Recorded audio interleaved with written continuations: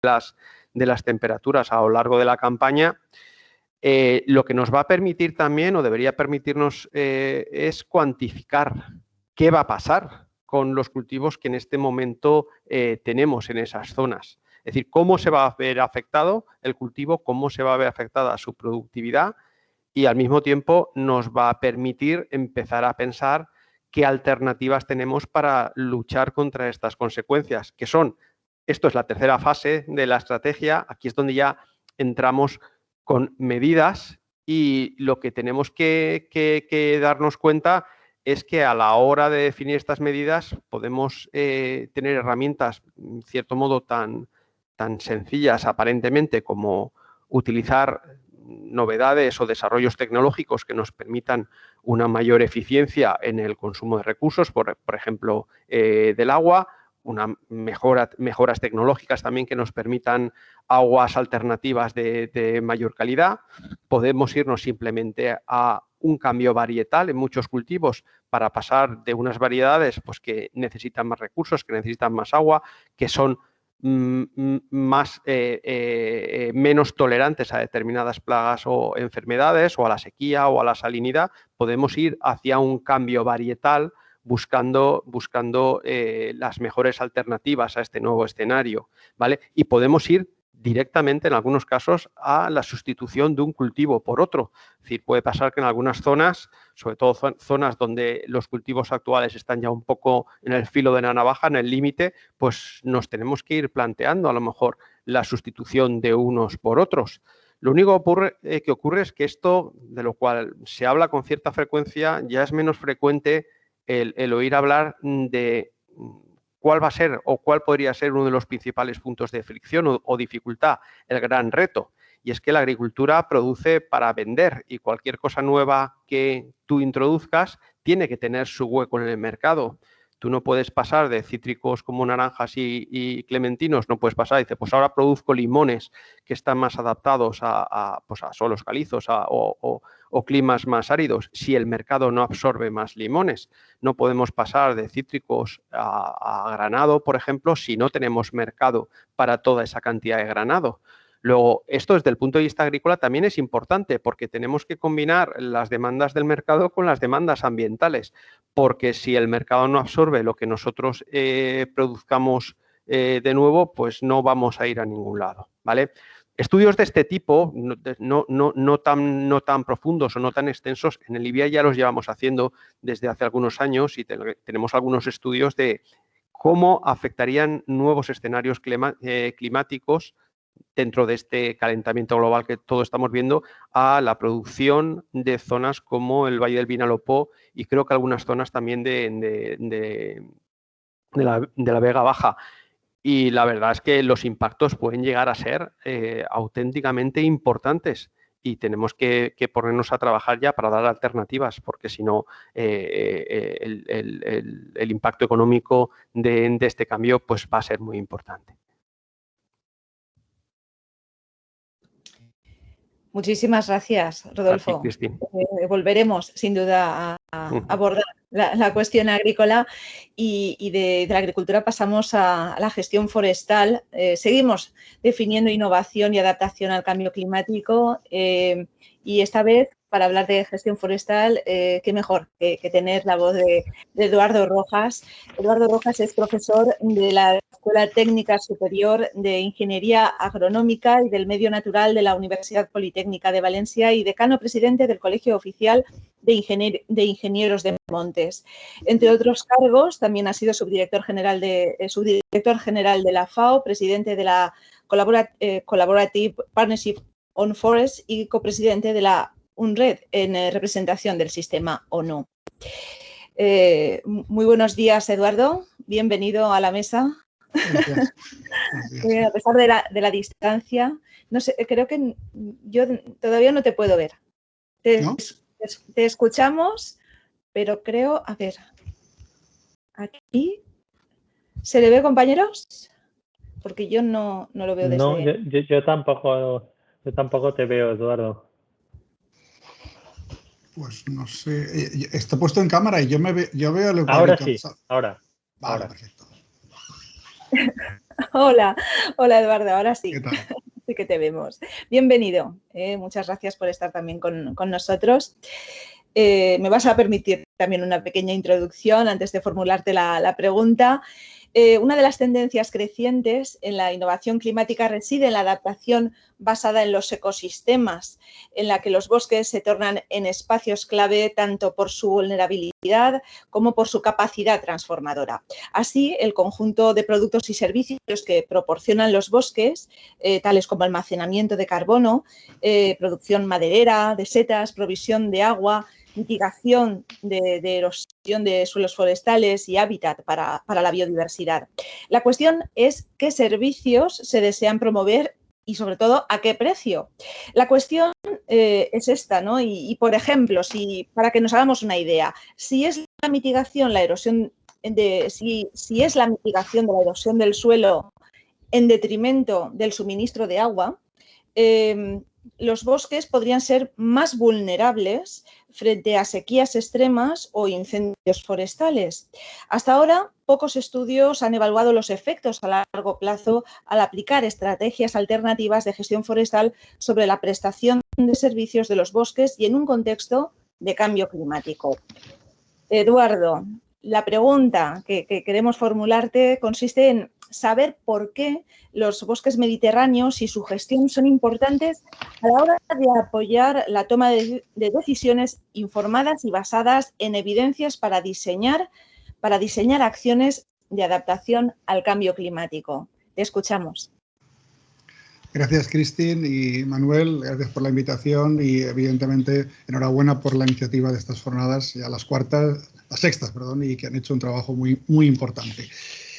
Sí que quisiera empezar por situar la importancia de los bosques, que en todas las cuestiones de cambio climático son sustantivos, como los océanos. Quizá de los bosques sepamos un poquito más que de los océanos porque son más accesibles. Simplemente recordar que es la principal infraestructura verde de la Tierra emergida. Estamos hablando de un 35% de cobertura de toda la Tierra en bosques, hoy por hoy, con 7,5 o sea, 7.500 millones de habitantes. La Unión Europea tiene el 43% de cobertura boscosa, es decir, más que la media global, y nuestro país del 37%, que teniendo en cuenta que competimos con Finlandia y Suecia, que prácticamente no pueden tener otra cosa, no estamos prácticamente en la última división, sino entre los primeros. Además, el factor muy importante que hay que recalcar siempre es que, aunque hay otros sumideros, especialmente marinos, estos no son gestionables. Por lo tanto, el principal sumidero clave, si pensamos 2050 en carbono neutralidad, lo será en tanto en cuanto haya alguna forma de compensar las últimas emisiones que nos queden, que sean imposibles de reducir, y para ello se cuenta con los bosques, porque es el único sumidero gestionable. El marino es importantísimo, pero no sabemos, no podemos actuar sobre él. Y los bosques contribuyen de tres maneras. Si aumentan los bosques, si se densifican, tienen más stocks de carbono y también en la medida en la cual tengamos productos de larga duración de madera, básicamente, podría ser de corcho, en fin, de cualquier producto bambú. Pensad en las vigas, si vais a la Mezquita de Córdoba, allí están expuestas las vigas de los omeyas que se sacaron en una rehabilitación. Bueno, pues eso es carbono fijado de las sierras de Segura y Cazorla desde hace 12 siglos y los que tenían antes esos árboles.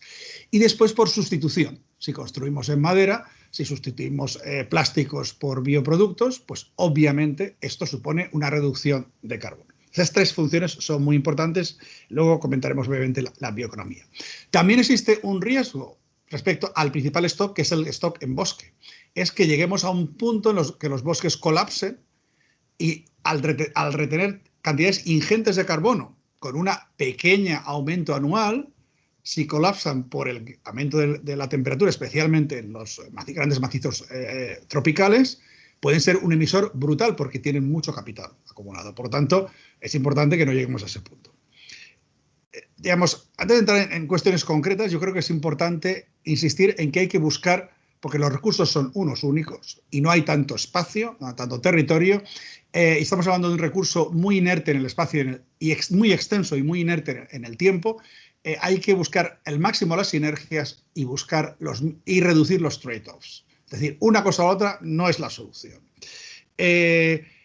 Y en ese sentido hay que, de alguna manera, recordar siempre la necesidad de buscar también sinergias entre la mitigación y la adaptación, porque el recurso es el mismo. Y de hecho hemos de hacer a la vez otras cosas. En muchos territorios del mundo hemos de combatir la pobreza, asegurar la seguridad alimentaria, asegurar el suministro de agua de calidad. Es decir, tenemos los ODS que cumplir, no solo uno, de una forma integrada. Y eso puede ser complejo o puede ser muy sugestivo de integrar multidisciplinariamente, porque al final es el mismo territorio. Ya en cuanto a temas más específicos, el mayor riesgo que tenemos en el Mediterráneo, y no solo aquí, es el tema de incendios, y en nuestro caso proviene de básicamente el abandono rural. El territorio se ha abandonado, los intersticios entre la agricultura y el bosque se han perdido, se ha perdido la ganadería extensiva, esa que no genera emisiones críticas. El debate de ayer, precisamente, de la carne, el consumo de carne, pues la extensiva se nos ha colapsado por muchas razones. Y estamos teniendo, a ello se suma en las zonas periurbanas el tema de la aparición de una nueva interfaz desconocida, urbano-forestal.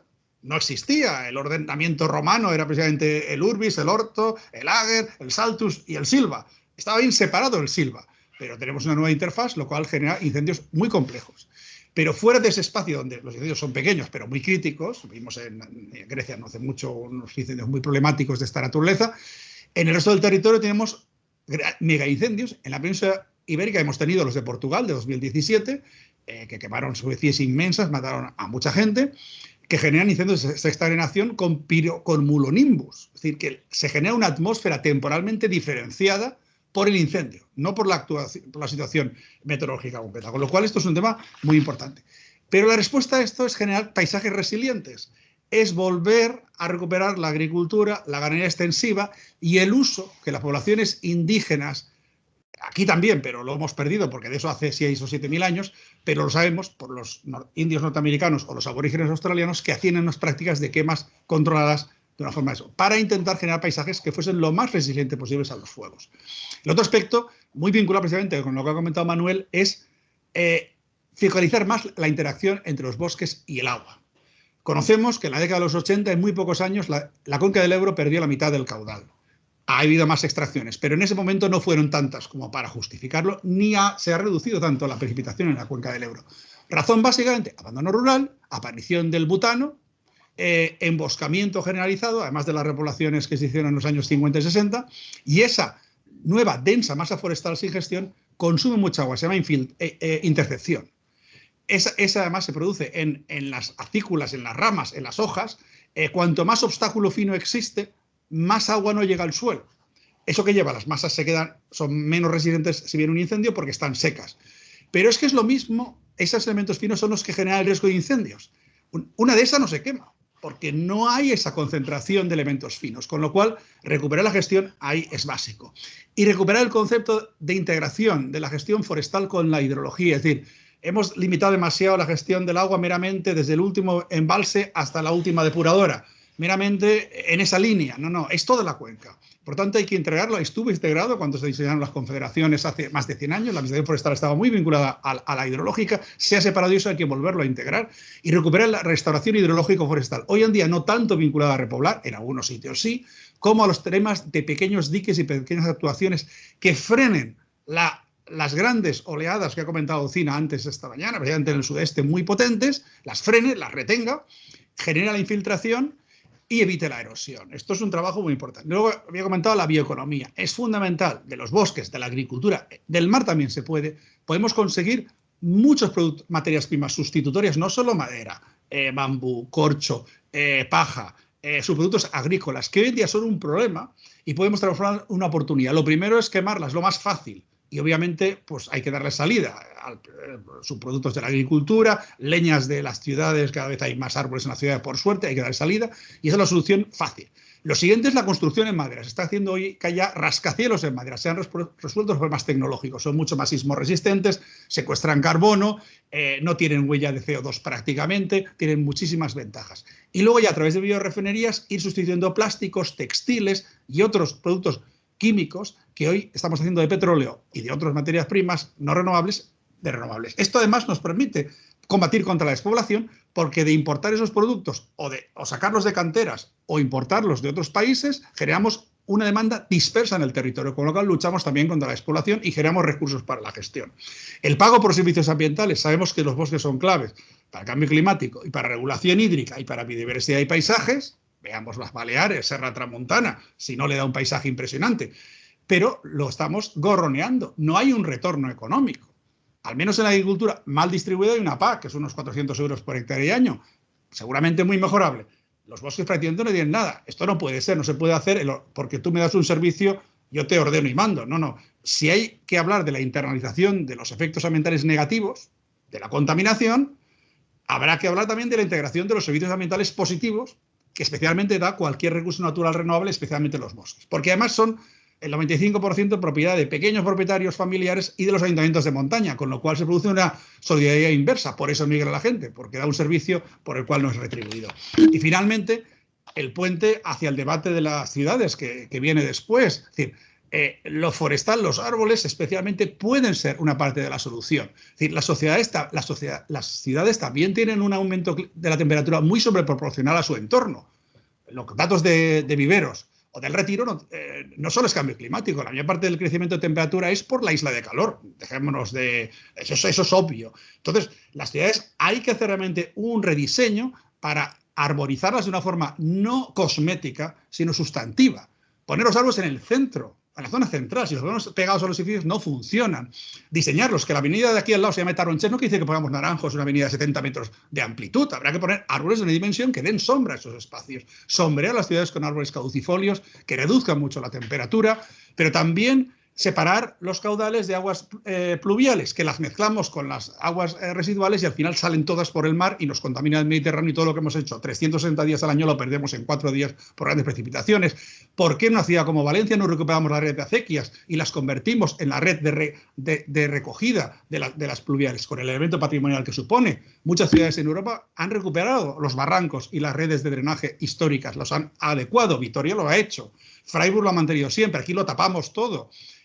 ¿Por qué no dirigimos esa agua excedente? No a aljibes, que son carísimos, sino diseñamos zonas aliviaderos, que puede ser hasta la huerta. Se le paga con un seguro al agricultor, obviamente faltaría más si pierde la cosecha de un año, pero eso es mucho más barato, generar zonas verdes más bajas que puedan recoger esas aguas. Es decir, una gestión mucho más inteligente de esas zonas, a la vez que apostamos por esa construcción sostenible, mucho más en madera, en productos renovables, y sustituimos la calidad individual para calentarnos, que también hay invierno, con redes de calor, como hacía el bloque del este, no por cuestiones ideológicas, sino por economía de escala, como tenía mucho carbón mineral y el grado de aprovechamiento de la electricidad era bajísimo, pues toda la térmica que sobraba y la disipaban la utilizaban para calentarse. Pues las redes de calor son mucho más eficientes, tenemos cada vez más biomasa agrícola y forestal que nos sobra, pues obviamente el tema de redes de calor puede ser muy interesante. Todo eso, soluciones para generar ciudades que sean mucho más naturales, que nos obliguen menos a salir los fines de semana porque vivimos en un medio inhóspito, y que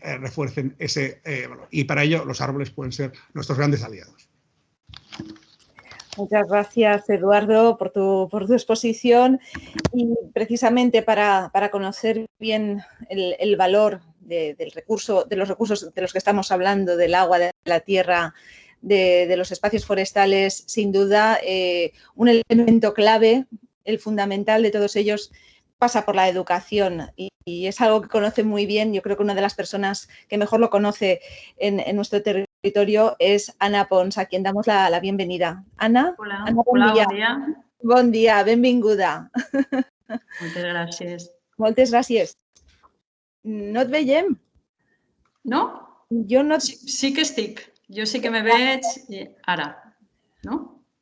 Ara, perfecte. Bon dia de nou. Benvinguda, Ana. Ana Pons es directora del Centro de Educación Ambiental de la Comunitat Valenciana, una institución pública valenciana con más de 2 décadas de experiencia en promover estrategias y herramientas educativas en materia ambiental y climática. Ana, si me permites, haré también una breve introducción antes de formularte la pregunta. La adaptación del cambio climático no puede ser sin un cambio en el modelo social. En este crucial reto, la escuela y la comunicación se vuelven en un principal punto de partida para la transformación. En los últimos años, la innovación en las aulas no solo mira a la priorización de la formación digital y tecnológica del alumnado, sino que también atiende cada vez más a la necesidad de educar ambientalmente, en dotar al estudiante de herramientas que potencien sus competencias en materia ambiental con una capacidad transversal que implique a todo el currículum educativo. Sin embargo, los datos sostienen que todavía se trata de una asignatura pendiente. Recientemente, el informe Revisión de contenidos sobre el cambio climático en el currículo escolar, a cargo de la entidad conservacionista Save Our Life, manifestaba la escasa presencia a nivel curricular del cambio climático en la enseñanza primaria y advertía de las grandes diferencias en el currículum autonómico. Ana, te formulamos la siguiente pregunta. Seguimos en esta primera gran cuestión, que es definir innovación y adaptación al cambio climático, y la pregunta que quisiéramos formularte consiste en cómo se deben diseñar las estrategias, las medidas en innovación educativa y comunicación para garantizar que los jóvenes valencianos reciban una adecuada y sólida formación en materia de cambio climático. Endavant. Muchas gracias, Cristín, y muchas gracias también a la organización de estas jornadas por invitarme y por invitar al Centro de Educación Ambiental a que forme parte de esta mesa redonda. Es verdad que ya el año pasado yo creo que la parte, digamos, más social en temas de cambio climático estuvo presente en estas jornadas. Estas son las cuartas y a mí personalmente me gustaría que ya las quintas jornadas también tuvieran los temas, digamos, más sociales y de educación tuviesen una presencia más clara en todos estos temas. Porque fíjate que siempre que hablamos en materia de cambio climático o de transición ecológica hacia un modelo de sociedad más sostenible, se habla de la importancia de la concienciación de la sociedad para que esté preparada para dar respuesta a los retos que esa transformación requiere. Y si hablamos de concienciación, obviamente hablamos de educación. Y concretamente hablando de cambio climático, tanto en todo lo que se refiere a la mitigación como también a la adaptación, es fundamental no solamente sensibilizar y concienciar en general a toda la sociedad, sino también prepararla para que esté capacitada para poder asumir todos estos cambios, ¿no? Justamente, bueno, recientemente, no sé si fue ayer o anteayer, cuando unos comentarios del ministro de Consumo han tenido una respuesta de todo tipo por parte de la sociedad. Y bueno, a los que estamos quizás más cercanos a este tipo de cuestiones es algo que nos llama la atención, porque desde ya hace mucho tiempo sabemos de la importancia que tiene el modelo de alimentación actual, de las repercusiones que tiene sobre el medio ambiente y sobre el cambio climático, y es algo que, bueno, pues las palabras del ministro de Consumo no nos sorprenden y sí que vemos que han tenido pues ese tipo de respuestas que nos parecen que son reflejo de quizás pues una falta a veces de información, conocimiento, de concienciación respecto a estos temas, ¿no? Y eso nos hace ver que ante cualquier tipo de política o iniciativa respecto tanto a políticas y acciones de mitigación de cambio climático como también de adaptación, es importantísimo que la sociedad estemos concienciados para asumir ese tipo de propuestas que, por otro lado, pues sabemos que tienen que ser de calado, efectivamente, lo comentaba hace un momento Eduardo Rojas, como también de urgentes. Sabemos que de todos los escenarios posibles, si no actuamos con urgencia y con acciones que realmente tienen que ser de envergadura, pues nadie nos asegura que dentro de los escenarios posibles vayamos a situaciones donde las consecuencias que suframos en general la ciudadanía pues sean peores, ¿no? Por tanto, es fundamental no únicamente alfabetizar en términos climáticos, sino también concienciar en los valores necesarios para que las personas estemos preparadas para poder asumir esos cambios profundos que no van a ser fáciles. Lo hemos estado viendo estos días, todo lo que esto va a representar respecto, por ejemplo, pues a las ciudades, en la planificación urbanística de las ciudades y en la gestión de de urbanística de las ciudades, como también en áreas como la agricultura, el turismo, la industria. Por tanto, es necesario que arranquen políticas decididas para que la ciudadanía nos convirtamos también en agentes de cambio. Tenemos que entender que es necesario, ante la situación que tenemos de crisis climática y en general de crisis ecológica, porque sabemos que las causas que generan el cambio climático que ya estamos padeciendo son causas que al mismo tiempo están generando otro tipo de problemas, como por ejemplo pues los problemas que tenemos territoriales o en la costa, o por ejemplo pues en la agricultura, en los problemas que estamos teniendo ahora con temas relacionados con el agua, con la calidad y la cantidad de agua y demás. Entonces sabemos que todo este tipo de cosas están relacionadas y que por tanto tenemos que abordarlas desde esa concepción sistémica, ¿no? Una cosa muy importante que hay es la relación entre los problemas que está generando el cambio climático y la crisis ecológica en general y la salud de las personas. Quizás yo creo que cada vez más, por una parte, desgraciadamente, porque las consecuencias son cada vez más evidentes y las padecemos de una manera más intensa, pero por otra parte también porque quizás los medios de comunicación están cubriendo más, aunque todavía deberían estar mucho más atentos a este tipo de cosas, ¿no? Y sobre todo estar atentos a este tipo de noticias, y cuando se dan este tipo de noticias, que no se hagan de una manera, digamos, alarmista, es una cosa que siempre se denuncia, pero no se trata de alarmar gratuitamente, sino de dar constancia de una realidad. Cuando hay información científica suficiente y que además se está constantemente investigando, y cada vez tenemos más datos y más información sobre las consecuencias que nos llevan a este modelo de sociedad en el cual estamos viviendo, ¿no? Entonces, dentro de esas consecuencias es necesario, por una parte, en aquello que sea posible, reducir las emisiones de gases de efecto invernadero, mitigar, como también la adaptación.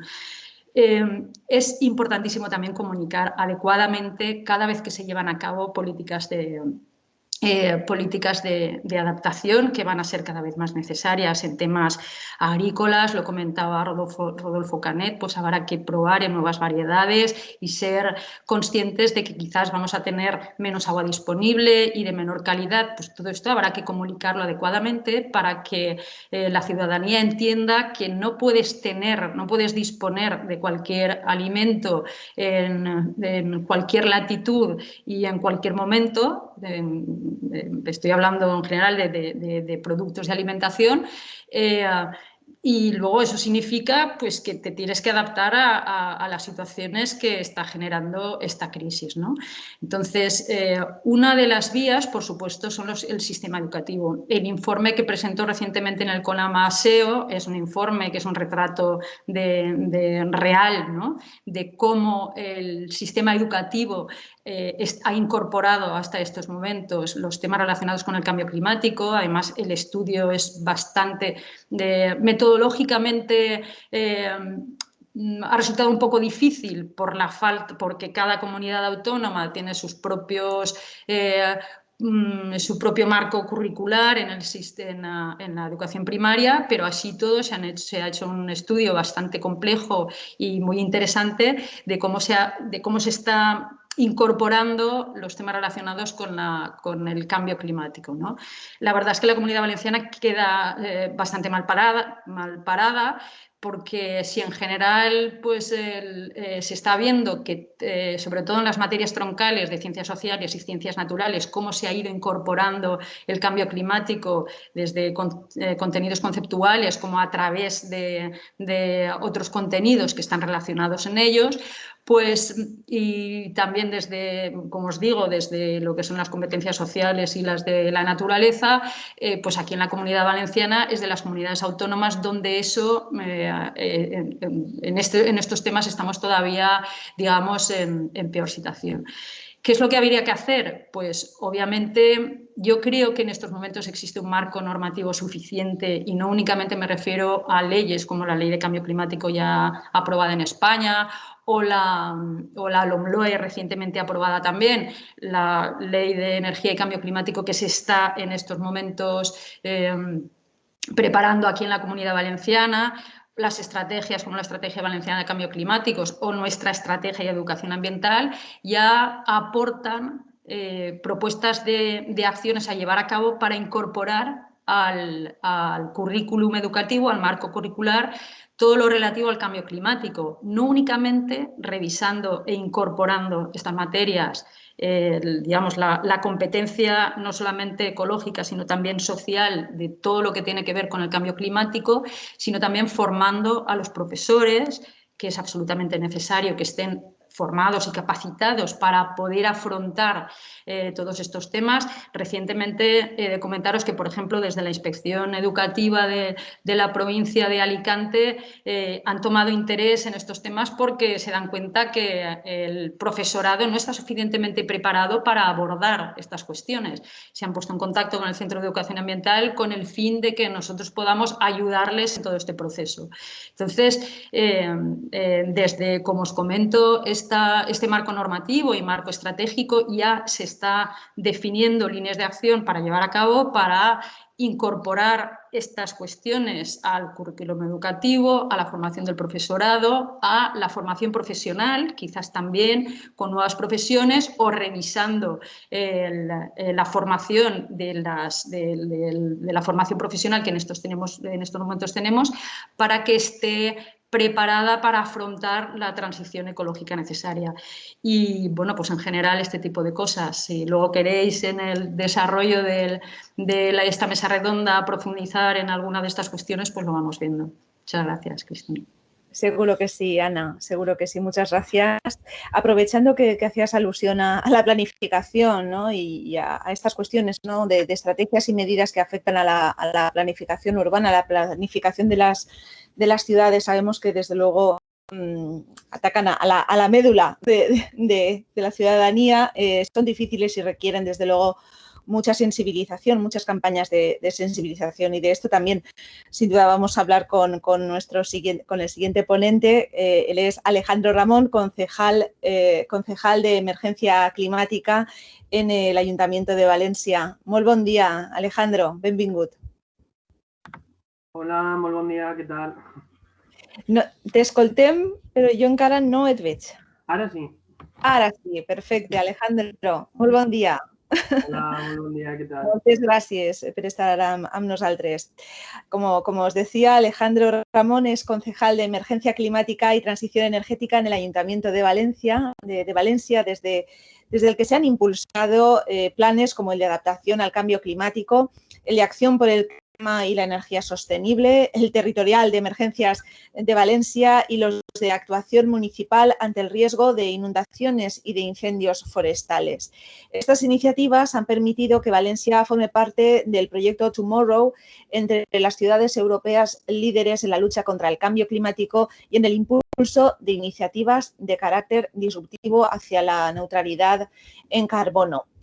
El espacio urbano se estudia como parte del problema de la emergencia climática, pero las ciudades son también sistemas altamente vulnerables al cambio climático, por lo que cobran gran importancia en el abordaje en términos de emisiones y riesgos climáticos. Establecer las pautas para una transformación urbana justa, sostenible y resiliente implica pensar desde lo local y los principios clave de la acción climática: flexibilidad, integración, transversalidad y corresponsabilidad de los gobiernos locales, de las empresas, ciudadanía y usuarios de las urbes. Alejandro, te formulamos la siguiente cuestión. Recuerdo que todavía estamos hablando estamos tratando de definir innovación y adaptación al cambio climático, y en este caso quisiéramos trasladarte la cuestión de cómo se vive, cómo se diseña, cómo se planifica esa innovación en adaptación, ese tránsito hacia los modelos urbanos bajos en carbono y resilientes al cambio climático en una ciudad como Valencia. Sí, bueno, pues lo primero que yo pondría en manifiesto es el papel sumamente importante que tienen y que van a desarrollar las ciudades en la mitigación, en la adaptación y en la lucha contra el cambio climático. Primera, porque la gran suma, la gran cantidad de población se concentra en grandes urbes y de hecho la ONU ya dice que para 2050 2/3 partes de la población mundial vivirá en ciudades y por lo tanto el escenario de lucha y el escenario de implementación y la batalla contra el cambio climático se va a librar principalmente en las ciudades. Por lo tanto, tenemos un papel central. Después, respecto a la mitigación y a la adaptación al cambio climático, creo que son dos conceptos que van unidos, mitigación y adaptación, y que de hecho muchas veces no se podría hablar de la una sin la otra. De ahí muchas iniciativas que producen efectos en estas dos variantes. Pues, por ejemplo, si mejoramos el aislamiento de un edificio, esto tiene un beneficio en la reducción del consumo energético, por tanto sería mitigación, pero al mismo tiempo también está preparando a este edificio y a los vecinos que viven en él pues para soportar mejor una hora de calor, como por ejemplo la que viene para este fin de semana. Y esto sería adaptación, ¿no? Adaptarnos a esas nuevas condiciones climáticas. Después, yo lo que destacaría es que en la ciudad de Valencia tenemos una cosa que se llama PACES, que es el Plan de Acción para el Clima y la Energía Sostenible, que incluye 123 acciones de mitigación y 86 acciones de adaptación para el cambio climático. Además, también este plan pues, incluye un cronograma de priorización, incluye la estimación económica de la implementación de cada una de estas acciones y también se figura, ¿no?, la relación de la reducción del consumo de energía y de las emisiones de CO2 y también así como una serie de indicadores para poder hacer un seguimiento de la implementación de todas estas acciones. Después el PACES tiene diversos objetivos, pero yo destacaría los siguientes. El primer objetivo que se marca el PACES es la reducción de las emisiones de CO2 en al menos pues, un 40% antes de 2030, ¿no? En 2030 sería esa fecha límite. Después también aumentar la eficiencia energética en un 27% para el año de referencia este que tenemos de 2030. Aumentar también el uso de la energía procedente de fuentes renovables, otro 27% para antes de 2030.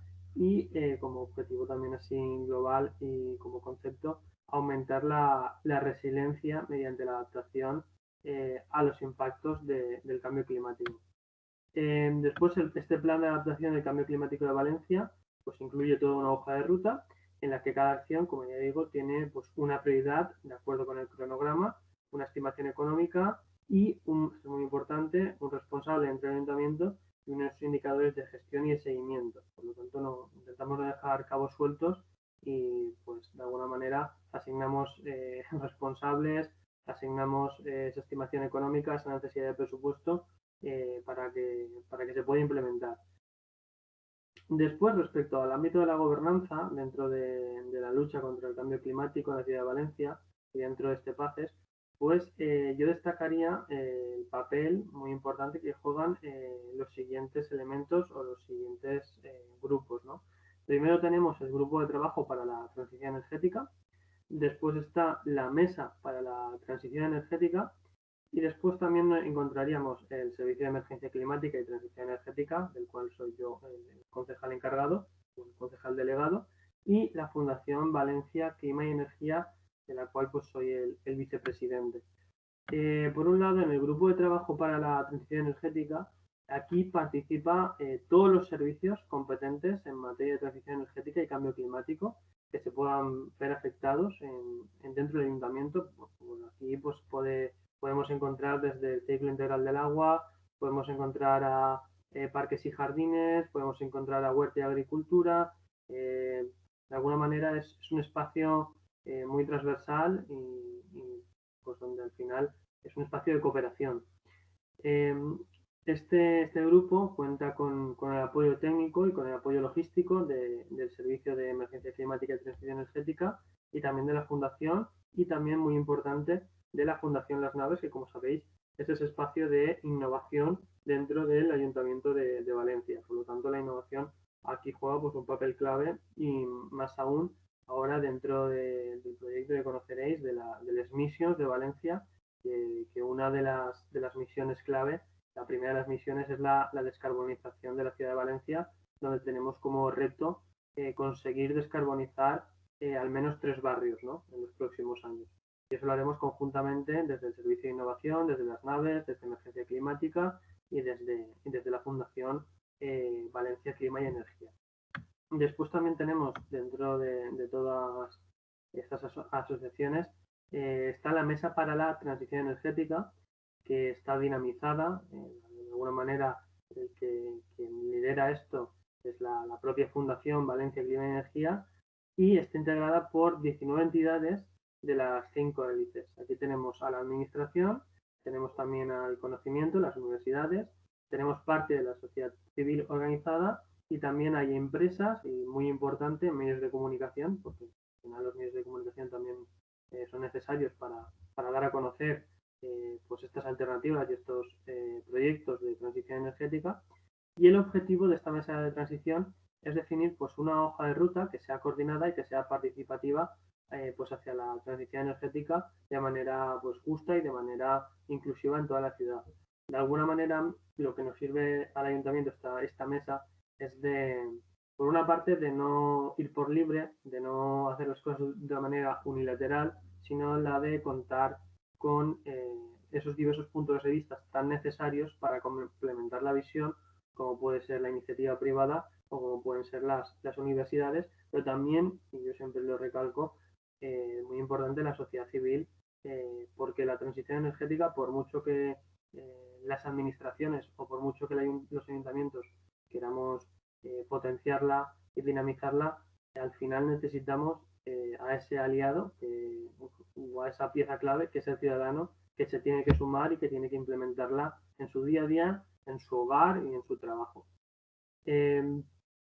Después, y ya por pasar a ejemplos más claros de mitigación y de adaptación al cambio climático dentro de lo que podría ser la innovación, yo destacaría algunas iniciativas que estamos llevando a cabo dentro del Ayuntamiento de Valencia, y empezaría a hablar por la Oficina de Energía, que es un espacio de información, es totalmente gratuito, es un servicio municipal, actúa como una oficina de ventanilla única, donde se está proporcionando pues asesoramiento que está siendo personalizado a través de reuniones, de talleres, de actividades, a cualquier ciudadano pues que tenga alguna duda respecto a la transición energética, los consumos energéticos, las nuevas tarifas, etcétera.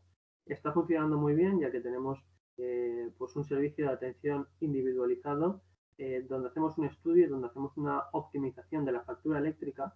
Es decir, aquí cualquier familia nos puede traer su factura o enviárnosla por PDF, y hacemos este estudio en el que, a través de cambios de potencia, quitando algún servicio innecesario que tienen contratado, introduciendo buenos hábitos, estamos a día de hoy reduciendo 225 euros anuales en la factura de las familias, con también el consiguiente reducción evidentemente de consumos, y por tanto reduciendo también la huella de carbono. O sea que es un escenario donde todos ganamos, porque las familias consumen menos, ahorran más, y la ciudad pues empieza a descarbonizarse también a través del consumo de los hogares. También informamos sobre la transición energética en el sentido de que la gente nos pregunta pues ¿qué tengo que hacer para poner placas solares? ¿Cómo puedo hacer este trámite? Pues ahí también, en esta oficina de energía, les ayudamos. Al final es como el nexo, ¿no?, entre administración y ciudadanía. Yo creo que la oficina de energía es un modelo pionero en Valencia, pero que se irá replicando, y que el resto de muchos municipios, sobre todo en grandes ciudades, yo creo que es una idea que copiarán, y que será como, ahora que lo vemos como una cosa innovadora, pero que en el futuro lo veremos como una cosa totalmente necesaria para poder implementar esa transición energética.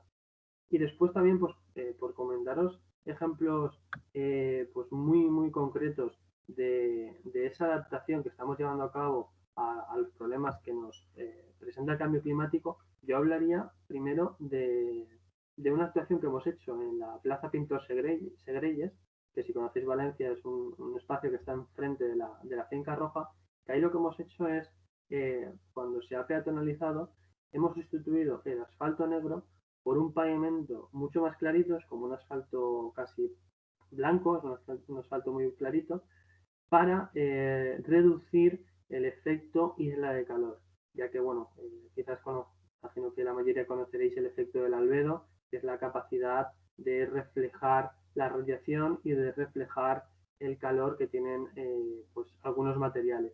Y lo que sabemos y que se conoce desde hace muchos años es que los pavimentos más oscuros tienen un menor albedo, absorben más radiación y generan más calor, y que los pavimentos con los materiales blancos o brillantes favorecen la reflexión, ¿no?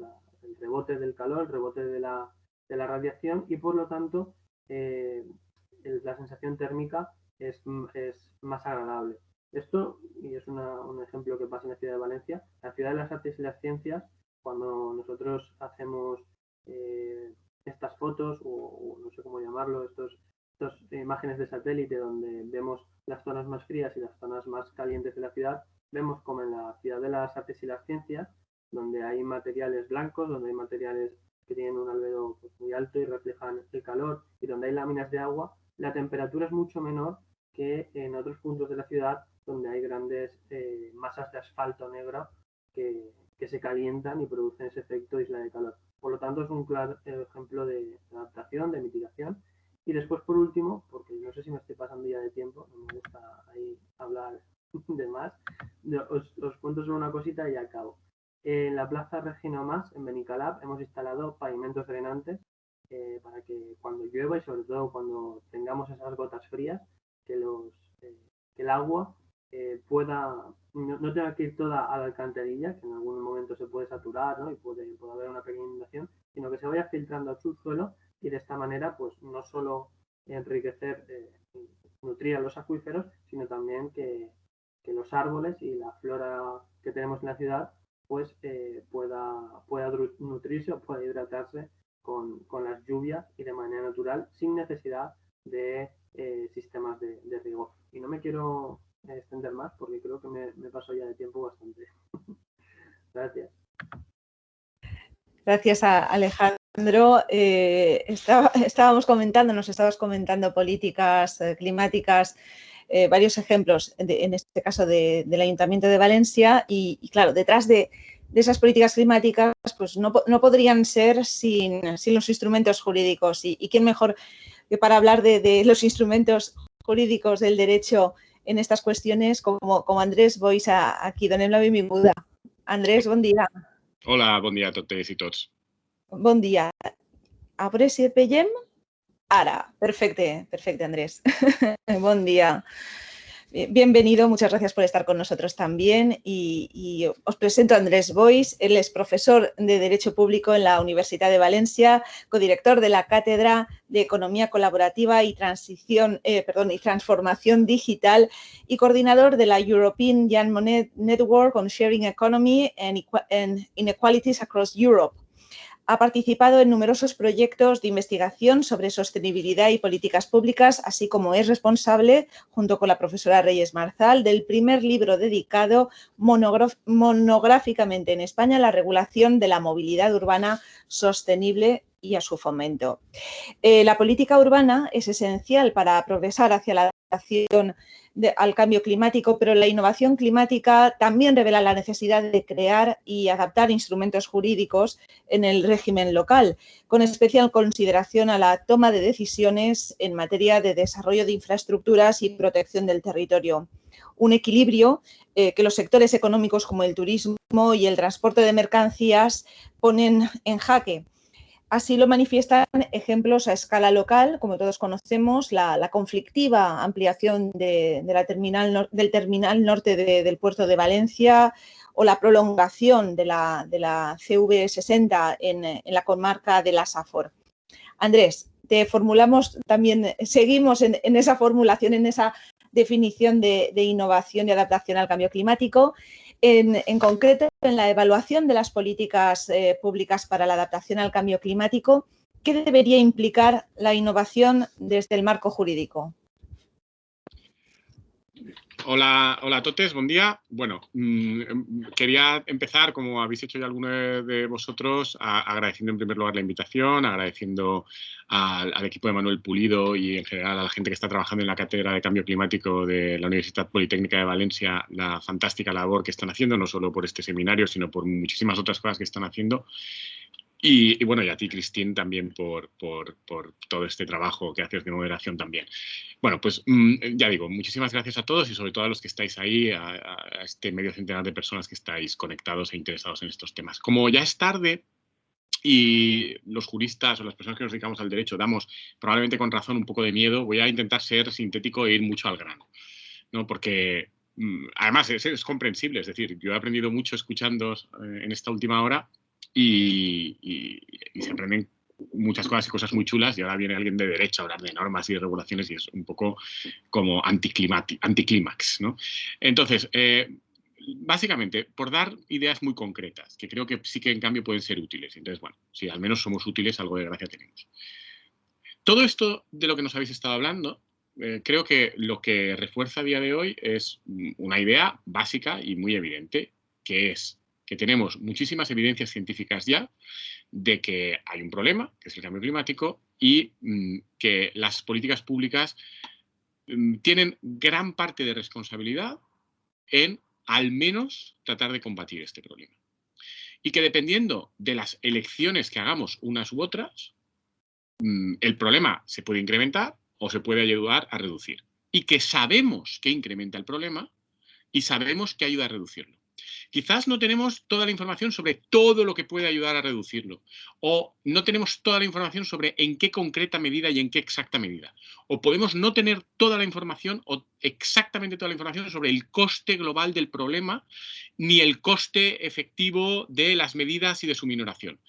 No lo sabemos todo. Si lo supiéramos todo sería mucho más fácil, porque como decía Leibniz, entonces dejaríamos de discutir y nos podríamos dedicar a calcular, ¿no? Esa famosa frase de Leibniz cuando estaba discutiendo, creo que era sobre cálculo diferencial y decía, no, yo no quiero discutir, calculemos. Bueno, pues lamentablemente no estamos aún en esa fase, pero sí que tenemos ya gran parte de un conocimiento. Bueno, ese conocimiento además establece una serie de líneas y objetivos a perseguir. Y esto tiene una plasmación jurídica. El derecho, por medio de múltiples instrumentos, nos dice que a esto tenemos que atender y tenemos que prestarle atención. Hay instrumentos, la mayor parte de ellos además, muy sofisticados jurídicamente, porque no los hemos creado nosotros, sino que vienen de un contexto europeo que se nos impone y que ha ido desarrollando una serie de técnicas, desde la evaluación de impacto ambiental de cualquier tipo de proyecto que tenga una mínima incidencia, a, por ejemplo, ahora que estamos con expectación, viendo a qué vamos a dedicar el que podríamos llamar el maná europeo derivado del mecanismo europeo de transformación y resiliencia, que va a llegar en forma de fondos para muchísimos proyectos, pues bueno, estos instrumentos vienen con unas directrices europeas respecto de su necesaria evaluación ambiental y su orientación a políticas de resiliencia, de combate contra el cambio climático, etcétera, etcétera, etcétera. El problema que tiene a veces el derecho es que todo esto lo sabemos, todo esto está claro, todo esto está en los instrumentos, pero luego en la práctica el día a día es muy complicado y pasamos de lo que podríamos llamar los grandes principios y el derecho europeo y que tenemos todos muy claros que la sostenibilidad ambiental es esencial, a lo que podríamos llamar, no sé, el derecho administrativo del día a día, ¿no? Yo con mis alumnos en broma, me sabe mal, porque lo que pasa es que con ellos doy clase en valenciano, y me sabe mal que parezca que es que porque es poco serio en valenciano, no, es al revés, es simplemente porque damos la clase en valenciano, pero con mis alumnos a esto lo llamamos el dret administrativo del carrer, ¿no? La realidad de las cosas. Y la realidad de las cosas es que las administraciones públicas hacen proyectos con la mejor intención, nos contaba ahora Alejandro algunos de ellos, algunas microactuaciones muy chulas, pero normalmente muchas veces cuando diseñan proyectos, ampliación del puerto de Valencia, ampliación de la sede de Sisanta, de la que estabas hablando, Cristín, todos los proyectos tractores que está diseñando el Gobierno de España o la Generalitat Valenciana. Bueno, pues resulta que en el día a día tienes otras presiones, otras consideraciones que básicamente son que hay sectores productivos que necesitan dinero, que hay una serie de necesidades infraestructurales que una serie de sectores productivos te explican, que esto es lo que hemos sabido hacer toda la vida y que muchas veces tenemos dimensionada la economía para esto. Pues, por ejemplo, en España hemos hecho muchísima obra pública en las últimas décadas y tenemos una estructura productiva muy potente de determinadas empresas que son incluso multinacionales con una potencia enorme a nivel europeo e internacional que en otros sectores no tenemos, pero ahora resulta que en el sector de la obra pública lo tenemos. Y esto crea empleo, etcétera, etcétera. Pues, por ejemplo, en España, algo tan estúpido como que por razones históricas y de mano de obra barata tenemos instaladas aquí gran parte de la producción de automóviles tradicionales, de carbono, etcétera, etcétera, europeos. Bueno, y estos son condicionantes en los que en el día a día pues acaban teniendo su peso. Pero acaban teniendo su peso por razones extrajurídicas, porque jurídicamente a día de hoy ya es claro que la evaluación de impacto ambiental tiene que ser seria, tiene que tener en cuenta todas estas evidencias científicas con las que ya contamos y tiene que tener efectos. Bueno, entonces, ¿cuál es la buena noticia? La buena noticia es que, aunque la presión de la realidad influye en las decisiones que se toman en el día a día de las administraciones públicas, este dret administrativo del carrer cada día es más potente también en una versión controladora. Es decir, estamos viendo decisiones a nivel europeo que están enmendando la plana a gobierno respecto de grandes proyectos y de sus grandes proyectos de transformación, pero lo estamos también viendo poco a poco a escala nacional. Y en concreto, no sé si habéis oído un pim, pero me ha entrado en el ordenador un mensaje, disculpad, ¿vale?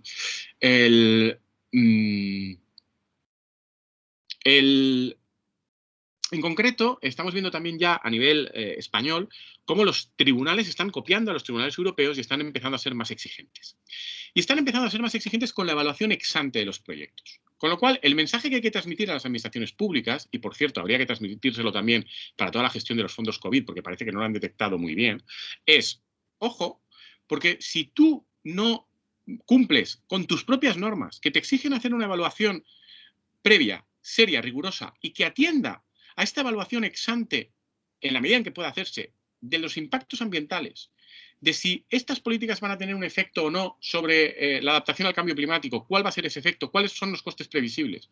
Si no se hace esa evaluación, estás incumpliendo una norma. Y las consecuencias de incumplir esa norma es que se te puede anular el proyecto.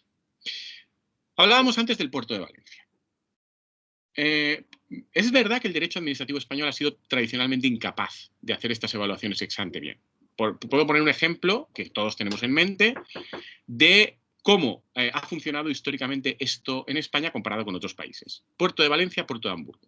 Como sabéis, el puerto de Hamburgo es el tercero que tiene más tráfico de contenedores de Europa. Valencia está sexto, séptimo, quinto a veces, bueno, depende de la métrica. Es decir, es uno de nuestros competidores.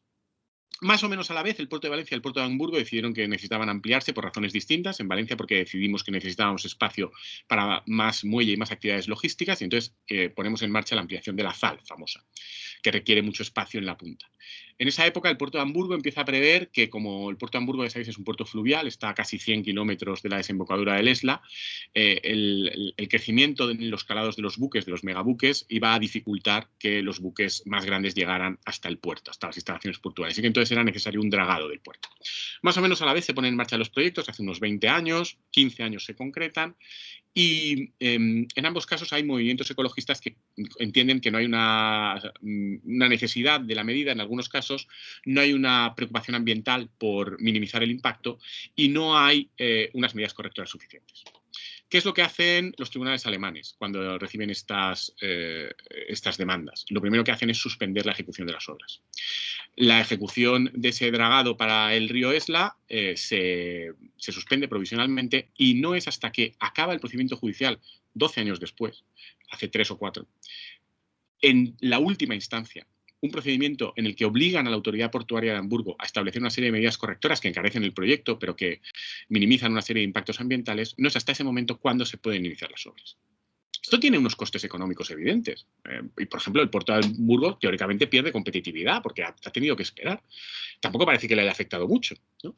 ¿Qué pasa, en cambio, en Valencia? Como sabéis todos, nuestro derecho administrativo y los tribunales aceptan las demandas, que entienden que esto puede ser nulo por no respetar una serie de exigencias ambientales y no hacer unas evaluaciones ex ante suficientemente rigurosas, pero no se suspende la ejecución de las obras se llevan a cabo y años después, primero el Tribunal Superior de Justicia de la Comunidad Valenciana y después lo confirma el Tribunal Supremo, entienden que toda esa sal es ilegal, y es ilegal precisamente porque no se han hecho los informes ambientales que eran debidos. Y entonces no se ha podido hacer una evaluación adecuada de esos impactos ambientales y esto determina la nulidad de todo el proyecto. Problema, cuando esto se declara así, la obra ya está totalmente realizada.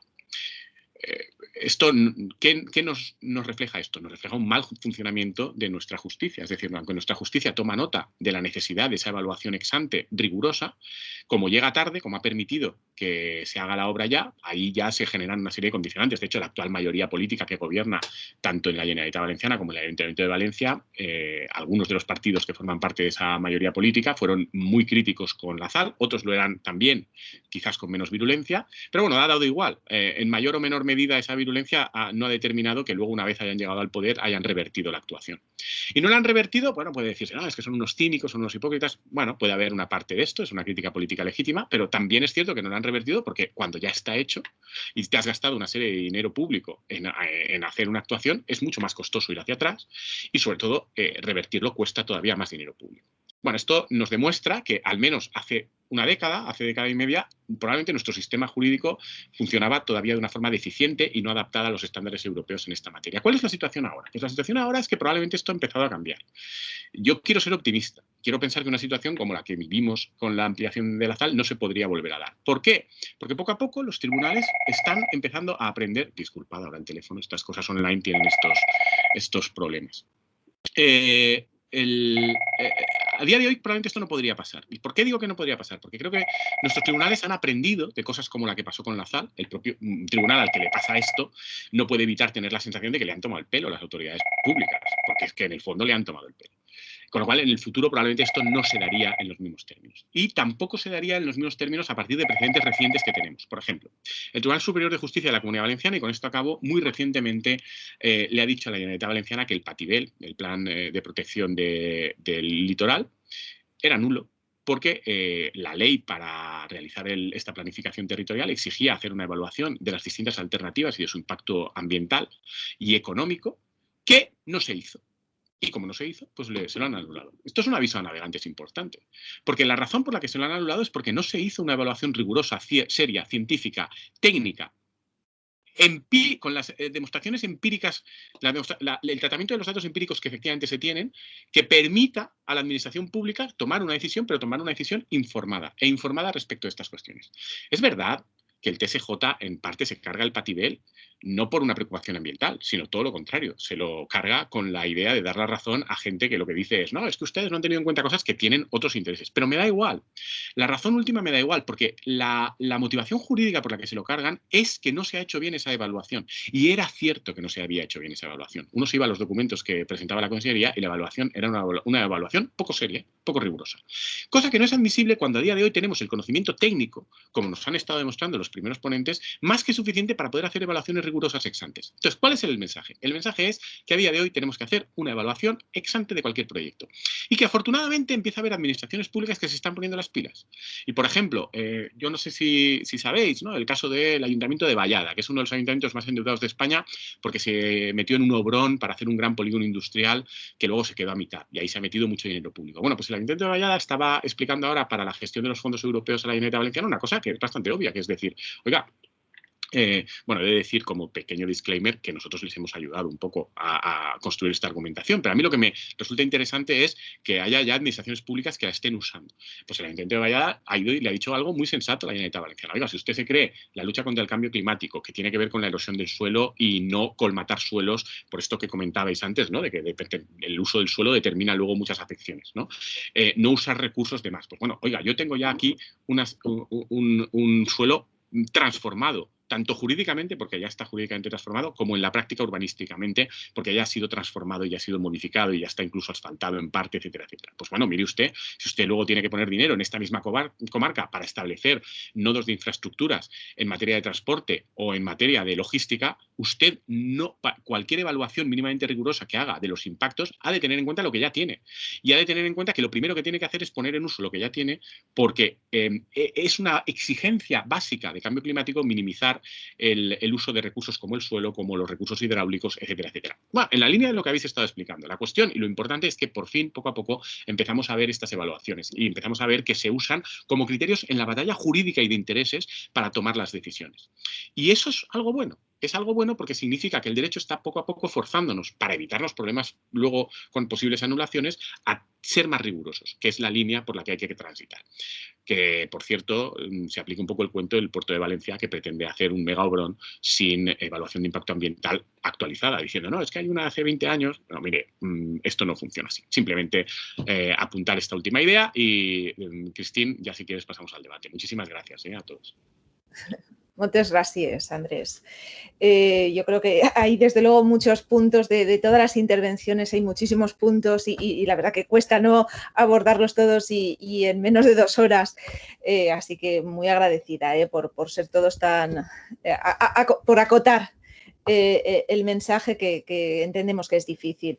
La segunda cuestión que nos queríamos plantear desde esta mesa, estamos hablando de retos y oportunidades de adaptación al cambio climático y, como no puede faltar la referencia que reflexionemos en torno también a la evaluación, ¿no? Esto tan importante, ¿no? Se promulgan leyes, desde la teoría tenemos, desde la academia, desde la ciencia tenemos la evidencia, ¿no? del problema, pero claro, las acciones, las estrategias, las medidas que se adoptan, después hay que evaluarlas, ¿no? Hay que conocer el desarrollo, el impacto, el progreso de esas acciones. Y os pregunto para el debate entre vosotros y en el orden que queráis intervenir, la pregunta que nos formulamos es de qué forma se podría medir, se puede monitorizar o controlar y evaluar el desarrollo, impactos y progreso de las acciones de adaptación al cambio climático en cada uno de los ámbitos que hemos abordado en la mesa. ¿Quién desea comenzar?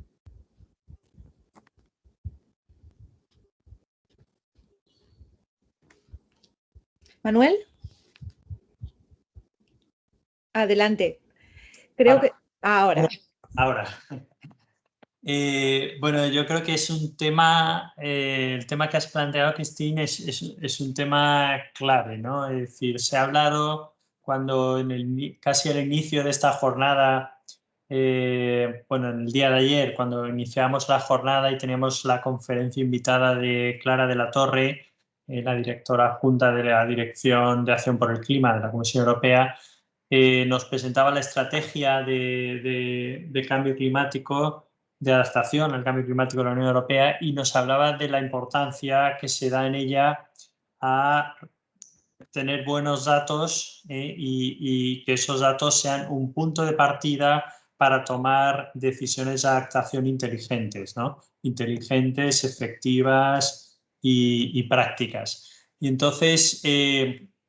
yo creo que aquí está un tema fundamental, ¿no? Nos jugamos tanto, sabemos que la adaptación y la mitigación, por supuesto, del cambio climático tiene costes asociados, que hay incertidumbres en las proyecciones de cambio climático. Es uno de los grandes retos desde un punto de vista académico, cómo incorporar esas incertidumbres en la toma de decisiones, en el diseño de la toma de decisiones, desde un punto de vista robusto, para que las decisiones sean robustas. Y entonces esto nos hace plantearnos pues, que tenemos que tener unas métricas adecuadas, pero que sean capaces de ver cómo vamos avanzando, que nos permitan monitorizar los cambios que se producen. Eso es fundamental, pero que también nos sirvan para proyectar hacia el futuro. Es decir, aquí tenemos que tener muy buenos datos para conocer el estado actual y para calibrar nuestros modelos de comportamiento, nuestros modelos de simulación, etc.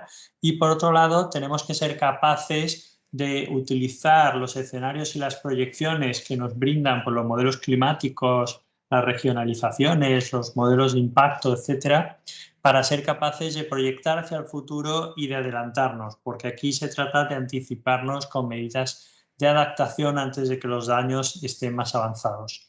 Entonces, específicamente en el sector del agua, pues hace mucho tiempo que trabajamos con el diseño de métricas para diseño de estrategias de adaptación en recursos hídricos. Hablamos de temas como garantía, resiliencia, vulnerabilidad, robustez. Son conceptos que cada vez, aunque ya existen desde hace mucho tiempo y se emplean para métricas y sistemas de recursos hídricos, cada vez el cambio climático nos hace repensarlos porque nos pone en entredicho pues, que el uso de series históricas ya no nos sirve para analizar el futuro, que el futuro es diferente y que tenemos una alta incertidumbre de cómo va a ser. ¿Quién desea intervenir ahora? ¿Me oís? Así, por seguir un poco el orden. Bueno, yo os comentaba que la agricultura es compleja y, por tanto, sí se pueden definir toda una serie de indicadores y de parámetros que se pueden medir para ver el éxito puntual de las distintas medidas de adaptación o de los distintos cambios que estamos haciendo para adaptarlo.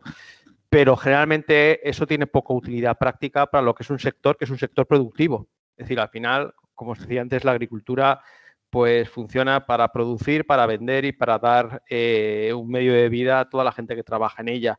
Entonces, tenemos medidas realmente integradoras, es decir, tras los cambios que se hacen, cuál es la productividad, cuál es el valor económico de lo que se produce, cuál es la renta agraria de los agricultores en esta nueva situación. Es decir, si va hacia abajo, comienza abandono de cultivos, pues no nos estamos adaptando o sencillamente el cambio climático nos está superando. Si mantenemos, pues estamos yendo a mejor, etcétera. ¿Vale? Eso es básicamente lo que quiero decir, que en casos donde estamos hablando pues, de economía de vivir más allá de temas de medio ambiente y en actividades que no están totalmente dirigidas como una actividad productiva, tienes que ir a parámetros integradores y no hay nada más integrador para un agricultor el saber lo que gana a fin de mes y el si puede seguir viviendo de la actividad o no.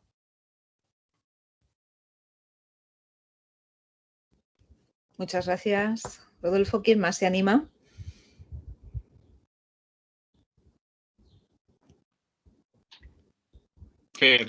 Andrés? Simplemente muy rápido, ¿no? Pero apuntar una cosa, por apuntar una cosa que tiene que ver con esto que estáis comentando desde una perspectiva jurídica. Es otro de los defectos que tenemos, es que no evaluamos nada si las cosas que hemos puesto en marcha han ido bien o han ido mal.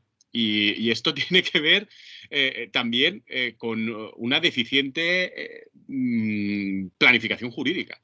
Uno de los grandes esfuerzos de algunos colegas, ¿no? Por ejemplo, aquí en la Universidad de Valencia hay una investigadora, Claudia Jimeno, que ha hecho un trabajo fantástico sobre eso, es intentar insistir a las autoridades públicas españolas simplemente que copiemos lo que en otros países europeos se hacen en materia de obligar a las administraciones públicas a periódicamente un poquito analizar si lo que estamos haciendo está sirviendo o no y a partir de ahí extraer conclusiones. Esto es algo que hacen los científicos, pero nuestras administraciones públicas tienen poquísima o nula cultura de la evaluación institucional y de sus políticas. Y es algo que tendríamos efectivamente que hacer. Es esencial para que las cosas funcionen bien. Si no aprendemos de lo que hemos hecho bien o mal, mal nos va. Y en la vida, desgraciadamente esto es así. El derecho sirve para esto. En la vida a veces hay que ponerse estas obligaciones porque si no te las pones tú mismo o te las pone alguien, no lo haces. Aunque sepas que es bueno, porque vas liado y hay que ponerte sanciones si no lo haces. Pues bueno, habría que abundar un poquito más en esta línea. Ya está. Muy bien, menos sanciones y más evaluaciones, ¿no, Andrés?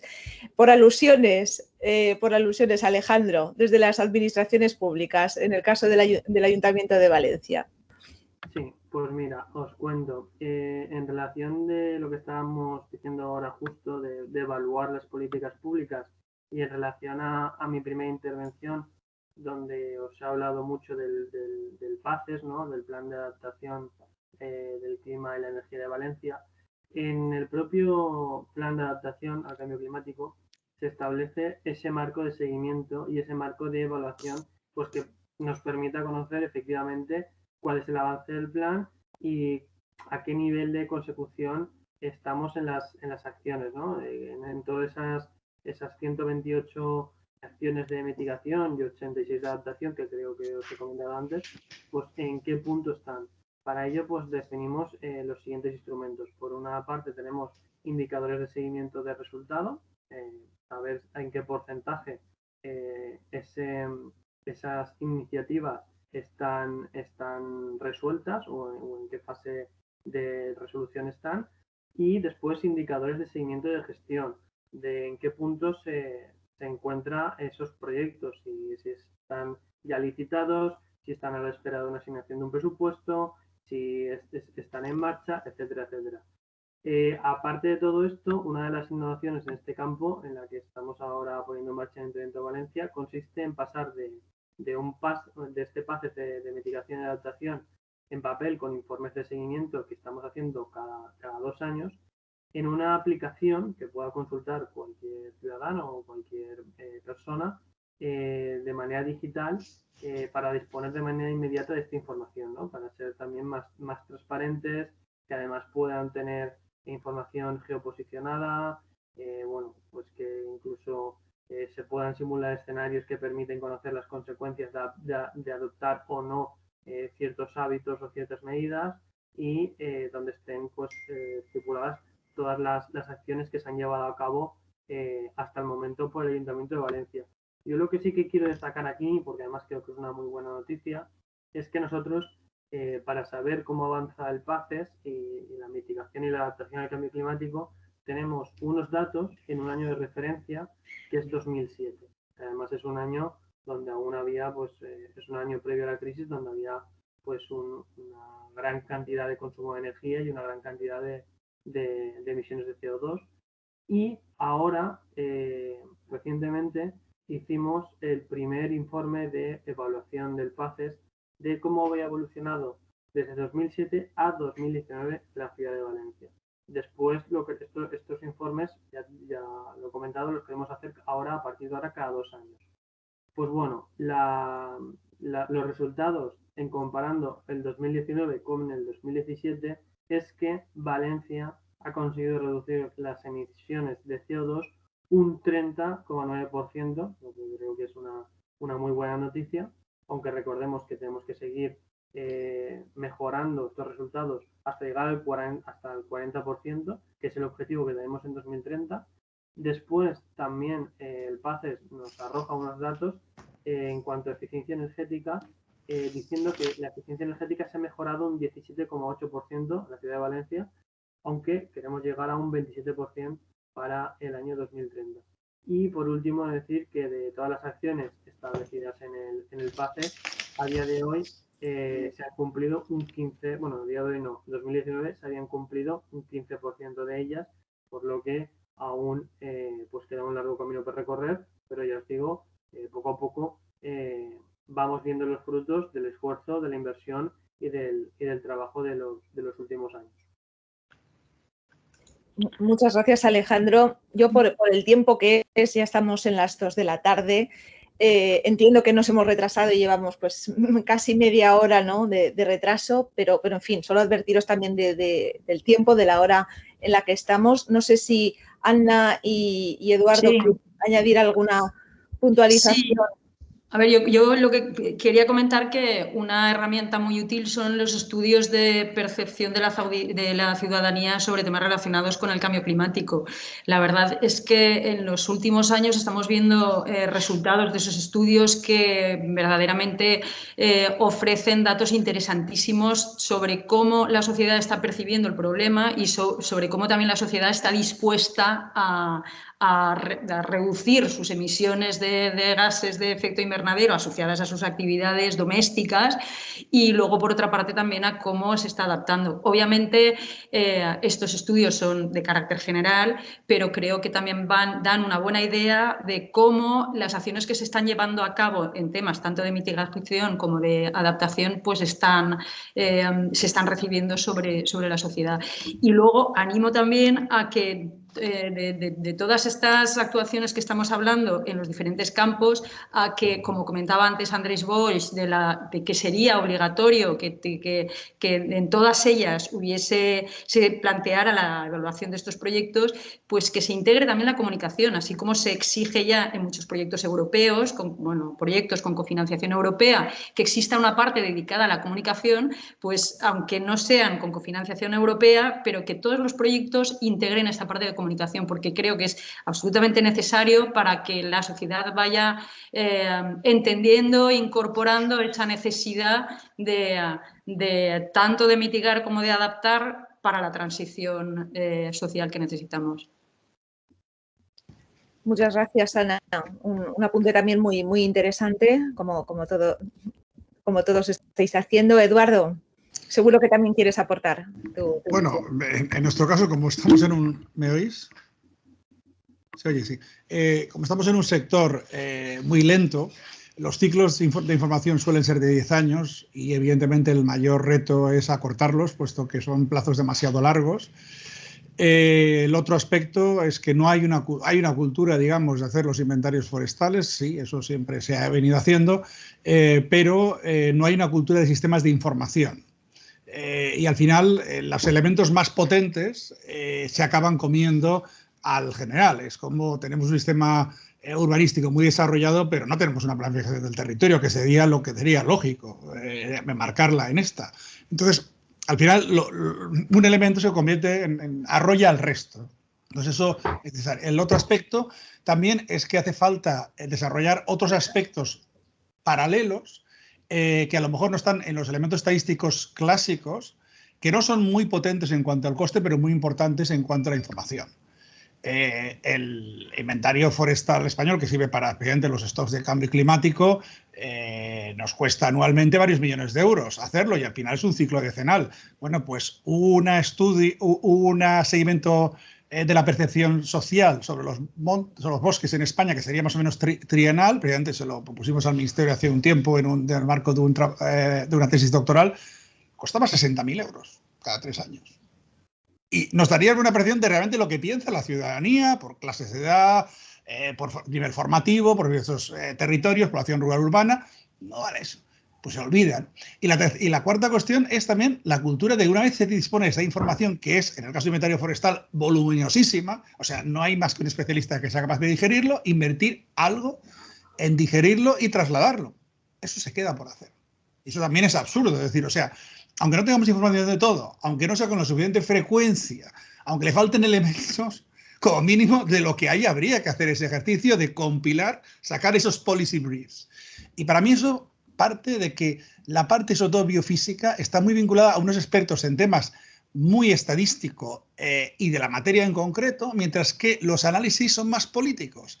Y de alguna manera hay como una disociación entre quienes obtienen esos datos y que realmente tienen que pedir la información que hace falta y luego interpretarla. Y la sectorialización de esos colectivos biólogos, lo digo porque eso también lo llevo en FAO y me pasó exactamente lo mismo y vi que en los países pasaba exactamente igual. Es como una madera de alquiler, es muy duro, de que de alguna manera sean unos que digan, no, estadísticos, sacadnos esto y luego nos dais los datos y lo interpretamos. No funciona así y al final el resultado es muy pobre y por lo tanto no evaluamos el resultado de nuestras políticas y de la acción inercial de los mercados y demás y por lo tanto, claro, ¿cómo vamos a diseñar la política de futuro si partimos de una información extremadamente fragmentaria? No sé si entre vosotros queréis matizaros, queréis debatir puntos que habéis expuesto o damos paso a las preguntas, porque nos han llegado ya un par de preguntas de los usuarios. ¿Damos paso? Sí. Os formulo la primera pregunta que nos llega, es exactamente así. Nos preguntan cómo afrontan el hecho de que las acciones locales de mitigación se perciban como insignificantes para cambiar la trayectoria global del cambio climático. ¿Quién desea empezar?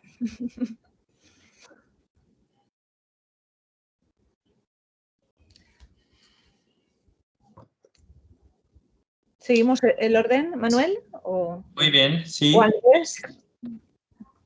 Es una cuestión de lo que hablábamos, de concienciación social, ¿no? Es decir, es es uno de los riesgos, ¿no? de la tragedia de los comunes, y en cierta medida el cambio climático es así también, ¿no? Es decir, uno percibe que uno es una pequeña pieza individual en un daño que se produce por una acción colectiva, ¿no? Y entonces, si no hay formas de encauzar la acción colectiva, pues entonces es muy difícil. Entonces, tiene que partir de una concienciación individual, y ahí entra lo que Ana comentaba antes, la importancia de la educación ambiental y la sensibilización. Eso por un lado es clave, pero por otro lado pues necesitamos políticas e incentivos que nos guíen por los caminos adecuados, ¿no? Entonces, a la vez, pues tenemos que diseñar cuáles son las políticas de incentivos, porque no basta con la buena voluntad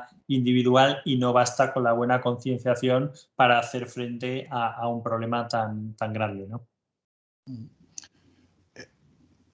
Yo no vería el tema local como tan poco importante, creo que es clave. Lo es clave simplemente, hagamos un seguimiento. Al Gore ha vivido de explicar lo que debía haber hecho y no hizo cuando fue vicepresidente. O sea, tanto la presidencia en su día de Clinton como la de Obama, en estos temas no avanzaron en cosas. Sí, un poco el Acuerdo de París al final de todo. Pero en cambio Biden enseguida se ha volcado a este tema. La razón fundamental es que Estados Unidos, aunque la política estaba muy fría, incluido en una parte del Partido Demócrata, a nivel local y de empresas ha habido un avance increíble, en muchos casos más fuerte que en Europa.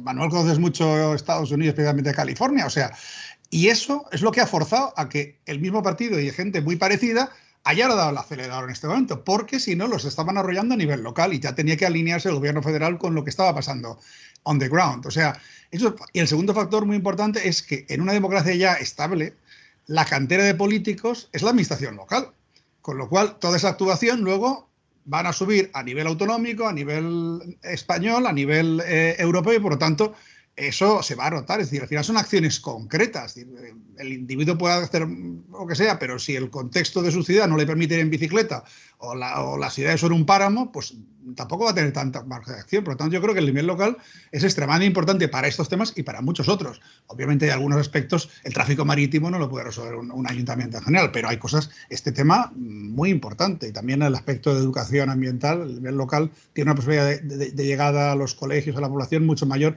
que administraciones lejanas. Creo que Andrés había levantado la mano, ¿puede ser?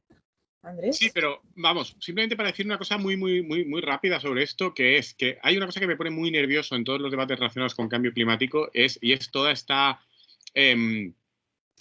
todo este discurso que parece delegar solo la responsabilidad en pequeñas acciones que además tendrían que ser acometidas por ciudadanos, como forma de decir, no, usted recicle, usted haga el triaje de la basura doméstica, tal, no, y entonces ya esto estaría y es usted el que tiene la culpa y la responsabilidad, porque evidentemente esto elimina del foco los grandes impactos que están en otro sitio. Y esto es una cosa que a mí me pone muy nervioso, pero solo hay una cosa que me ponga más nervioso aún que esta, y es el usar esta crítica para decir, no, entonces no hay que hacer nada a escala local ni a escala individual, ¿no?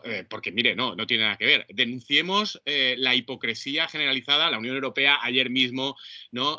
Mientras hablaba de resiliencia, estaba ultimando su directiva sobre transporte y decía, no, que a los jets privados no hay que ponerles impuestos. Y, bueno, mire usted, pues, y mientras tanto hay que ponérselo al diésel de automoción. Pues mire, no, que al diésel de automoción, claro que hay que ponérselo, pero habrá que ponérselo también a los grandes jets. La cuestión es, quiero decir, que no usemos esto como excusa para evitar el forzar y eliminar presión sobre los grandes elementos, pero obviamente el día a día de cada uno tiene que ser coherente con lo que tenga que ser sostenible. Y aquí hay que reivindicar una especie de imperativo categórico kantiano de decir, ¿no? Usted tiene que vivir e intentar consumir, e intentar hacer las cosas de una manera que si todos lo hiciéramos, el mundo siguiera existiendo. Cosa que a día de hoy probablemente casi ninguno de nosotros somos capaces de hacer, pero habría que intentar hacerlo. ¿Vale? Esta es la idea. Ana, en tu intervención, en la más reciente intervención te hemos escuchado, hacías referencia a la percepción, a la percepción social, y directamente también la pregunta desde luego se relaciona con esto. ¿Qué valoraciones tienes? Claro, a ver, yo creo que eso es muy significativo lo de la pregunta, porque es verdad que quizás se perciba como insignificante, pero se percibe como insignificante quizás porque todavía no hemos conseguido comunicar y concienciar a la mayor parte de la sociedad de la importancia de llevar a cabo estas acciones de manera urgente y que todas ellas tienen su parte de impacto sobre cómo funcionan las cosas, ¿no? Sobre este proceso. Tanto las acciones que tienen una escala individual como las acciones que son absolutamente necesarias a una escala mayor, ¿no? Y que todas ellas hay que llevarlas a cabo. Desde luego, lo que hay que educar es en la esperanza. Estamos aquí para construir un mundo, y yo ya no digo mejor, porque no sé si podrá ser mejor para los que en estos momentos estamos viviendo en este planeta, pero por lo menos tratemos de que no optemos dentro de los escenarios posibles que se dibujan por el peor de los escenarios, ¿no?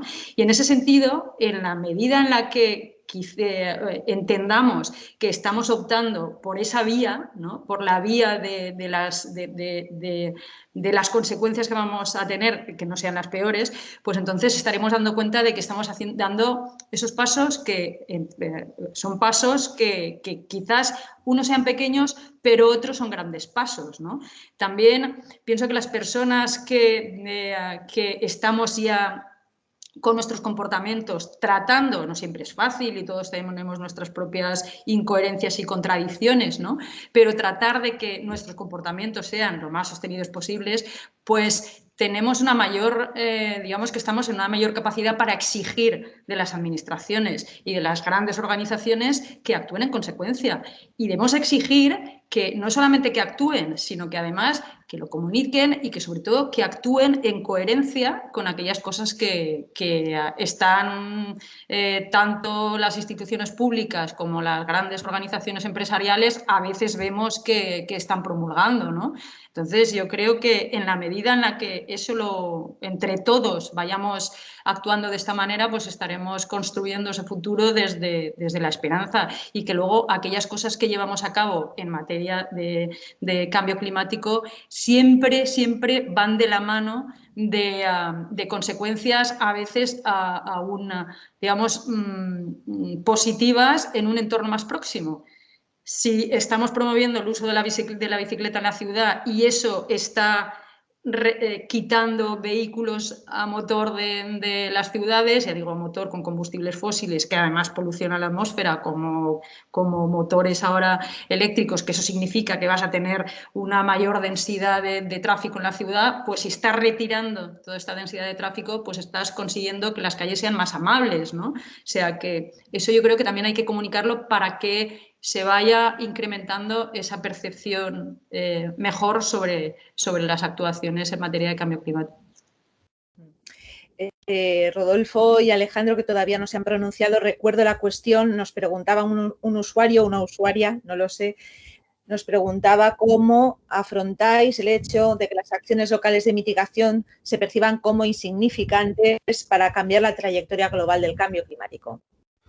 A ver, por lo que a mí respecta, yo creo que esa no es la principal preocupación en el sector al cual yo represento en esta mesa. Más la preocupación es cuando las acciones individuales se hacen dentro de un marco de competencia donde el que no las lleva a cabo tiene la ventaja y te acaba barriendo.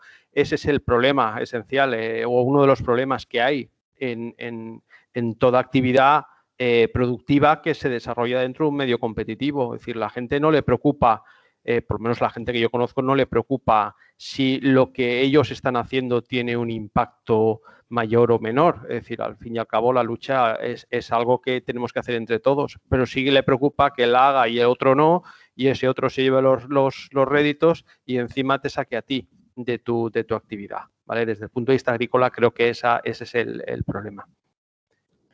Tal vez, Rodolfo, en la cuestión agrícola, más que hablar de percibirlo como insignificante, tal vez se perciba más bien como a la contra, ¿no? Sí, desventajoso. Claro. Estaríamos en otro nivel. Alejandro, también quisiéramos escuchar tus valoraciones.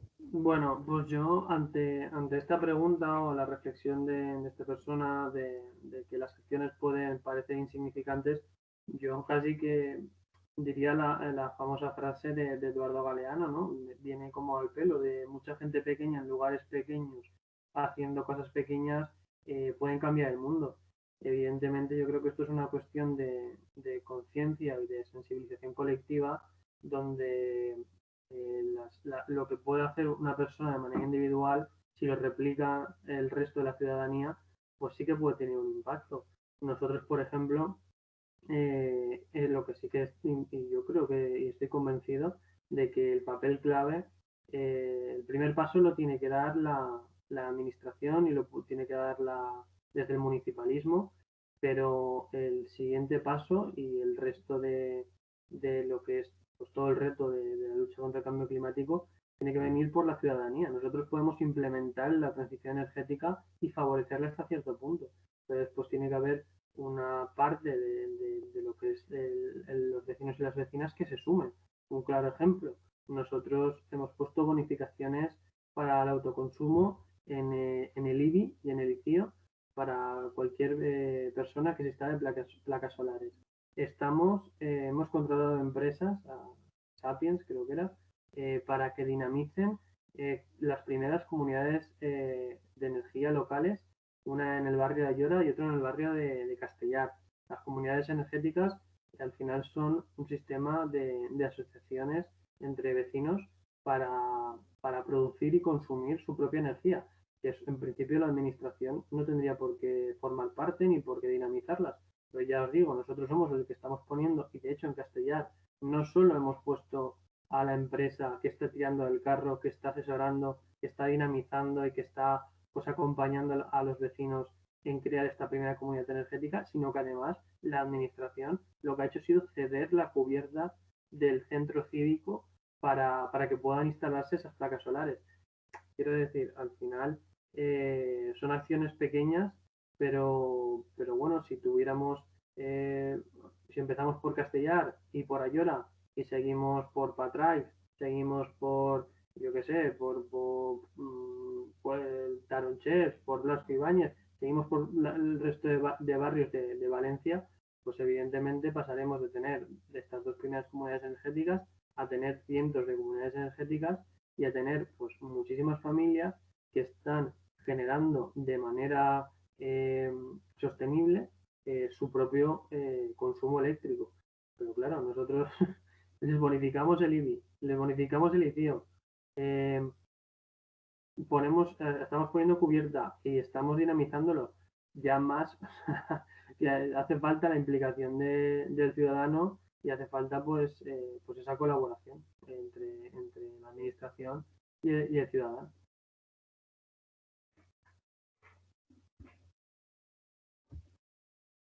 No sé si nos da margen para poder abordar alguna cuestión más o ya pregunta a los organizadores si tenemos todavía un margen o damos ya paso a las preguntas. Creo que hay una pregunta más, Christine, sí, que probablemente esté muy relacionada con la anterior, pero... Sí, por eso. Entonces vamos a intentar también dar respuesta a la segunda pregunta que nos han hecho llegar los usuarios. Nos preguntan, ¿tiene sentido promover la lucha individual contra el cambio climático o es mejor dedicar los esfuerzos a organizar la acción colectiva frente al mismo? Está muy relacionada, sin duda. Sí, yo creo que es probablemente continuación, ¿no? de la primera, la otra pregunta era como la primera parte y esta es la continuación, ¿no? Quizá yo por mi parte solo añadir a lo que ya hemos dicho que una dificultad a la hora de afrontar el reto del cambio climático es que la responsabilidad del cambio climático pues a veces queda un poco difuminada, ¿no? Es una amenaza en la que frente a otro tipo de amenazas pues no tenemos un enemigo externo claro con el que luchar. Es decir, todos contribuimos al cambio climático y todos tenemos cierta responsabilidad en ello, aunque hay grados, ¿no? Y en esto es muy importante lo que hablábamos antes, tener buenos datos, conocer que la información sea lo más completa posible y con base científica. de forma que los debates que se hagan sobre determinadas actuaciones o determinadas políticas no se basen tanto en sentimientos o en impulsos, sino que se base pues, en poner sobre la mesa datos lo más fiables posibles y describir la realidad de la forma más completa posible para que los mensajes sean claros y fomenten así pues la acción colectiva, que siempre tiene que ser una acción colectiva pues que esté bien planificada y bien impulsada desde la administración, pero siempre con el apoyo pues, del conocimiento científico más completo, ¿no? Gracias, Manuel. Eduardo pide la palabra. Eduardo. Sí, obviamente, o sea, es muy importante, ya lo hemos comentado antes con la cuestión, con el nivel local, el nivel individual de las familias, las pequeñas empresas, tiene un efecto importante y obviamente no pueden ser héroes, es decir, por ejemplo, hablamos de la bicicleta, sí, pero cuando tenemos un mallado pensado en el área metropolitana y no meramente en un municipio, cuando mucha gente tiene que desplazarse por estudios, por trabajo y demás entre diferentes municipios y ir de uno a otro, en muchos casos es jugarse la vida, es decir, que tampoco podemos pedir la heroicidad, sino hace falta políticas consecuentes, pero dentro del ámbito personal sí que hay que buscar sinergias, es decir, ha sido casi mis primeras palabras, buscar sinergias. Una vida, digamos, climáticamente consciente nos puede llevar a muchas sinergias positivas. Andemos más o vayamos más en bicicleta, eso va a darnos una mayor calidad de vida. Física, clarísima, pero incluso psicológica. El que buscamos qué alimentos ingerimos, no meramente ir una vez al mes a una gran superficie para ahorrar tiempo, comprar y congelarlo todo, sino buscar el mercado, tiendas de proximidad, de más oportunidades, también nos va a poder. El no tener que acaparar innecesariamente cualquier tipo de productos textiles o demás, simplemente porque son baratos, sino los que realmente hacen falta, también.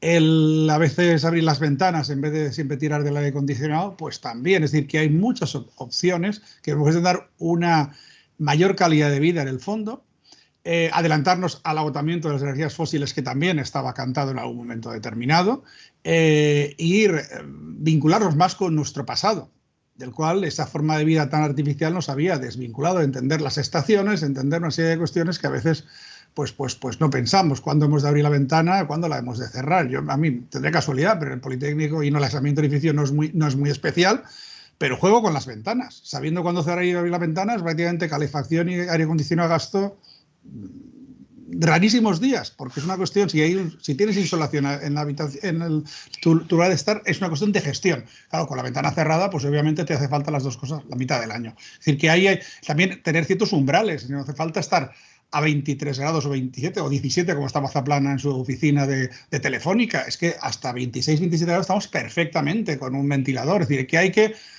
también desarrollar ciertos umbrales de resistencia mayores que tenían nuestros mayores y que nosotros hemos abandonado porque tenemos que estar siempre en condiciones perfectas. Eso es insostenible, no solo por cambio climático. Gracias, Eduardo. Ana, creo que quiere hablar. Sí. A ver, muy brevemente, ambas acciones son necesarias. En estos momentos de urgencia en los que estamos es necesario la acción individual y la acción colectiva. Por tanto, es importante que se promuevan ambas acciones. La acción individual lleva a la acción colectiva. Si no estamos concienciados, difícilmente nos vamos a incorporar a estrategias colectivas o a propuestas colectivas. Y del mismo modo, las acciones colectivas hacen que las personas estén más concienciadas sobre algo. Y eso, vamos, está demostrado que es así. Es necesario, efectivamente, que desde, por ejemplo, el ámbito local se haga un urbanismo y se facilite que las personas puedan tener unas acciones más sostenibles en los ámbitos públicos. Y eso lo que promueve también es que en el ámbito privado sea así y a la inversa. Por tanto, yo creo que hay que optar por todo, porque en estos momentos de urgencia todas las acciones no es que sean bienvenidas, sino que deben llevarse a cabo y deben potenciarse. Gracias, Ana. Alejandro, Andrés, Rodolfo, ¿queréis también compartir con nosotros vuestras aportaciones respecto a esta idea u otra cuestión que también queréis sugerir? Nada, yo simplemente añadir que yo creo que coincidimos aquí la mayoría, de que las acciones individuales no tienen por qué estar reñidas con las acciones colectivas y yo creo que son complementarias. Un claro ejemplo, yo qué sé, cualquier ciudadano puede a nivel individual optar por la bicicleta y por el transporte público en su vida diaria, pero después organizarse colectivamente con el resto de los vecinos de su barrio para crear una comunidad energética local y producir esa energía de manera sostenible. O generar pues un grupo de presión o formar parte de alguna asociación que presione o que nos presione a los políticos para desarrollar cierto tipo de políticas. Yo creo que no solo son posibles estas dos líneas de trabajo, sino que además yo creo que son las habituales, ¿no? Porque normalmente las personas que están muy comprometidas a nivel individual en su vida diaria, después también participan en acciones colectivas, ya sea una manifestación de Fridays for Future o sea una comunidad de energía local. Así que yo creo que, si he entendido bien la pregunta, yo creo que son complementarios. Yo coincido con mis compañeros, pero añadiría más, en algunos casos son imprescindibles. De hecho, en un marco de competencia, como explicaba antes, justamente una acción colectiva es la que iguala las reglas de juego a todos. Luego, en algunas actividades o en algunas condiciones, son las actividades colectivas las que van a ofrecer mayor impacto que las propiamente individuales. ¿Y Andrés? Creo que nos Sí, falta. pues simplemente por acabar con una idea. Creo que a estos efectos es extraordinariamente importante que los poderes públicos y las administraciones públicas empiecen a entender que es esencial establecer un marco de incentivos y un marco donde se desarrollen las actividades privadas que hagan fácil a la gente adoptar determinadas conductas y hacer determinadas cosas y muy difícil hacer las que son dañinas para todos. Muy difícil a todos los efectos, desde la cuestión práctica hasta que sean muy caras, ¿no? Y aplicar aquí el sistema fiscal. Que es un poco lo contrario de lo que estamos acostumbrados a hacer, ¿no?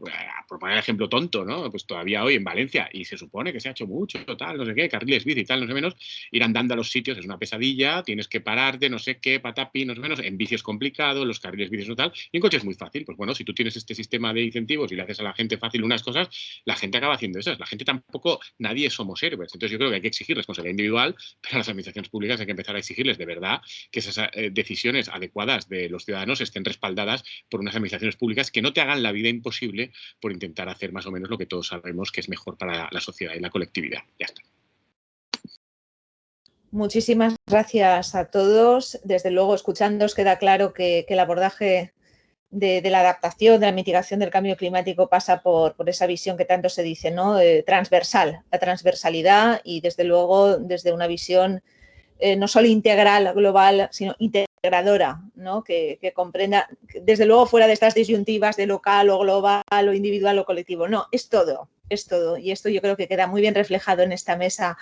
Manuel, ha sido desde luego, como decía, unas jornadas absolutamente bien nutridas de muchas ideas y bueno, espero que podamos coincidir ya con ganas de organizar las quintas jornadas.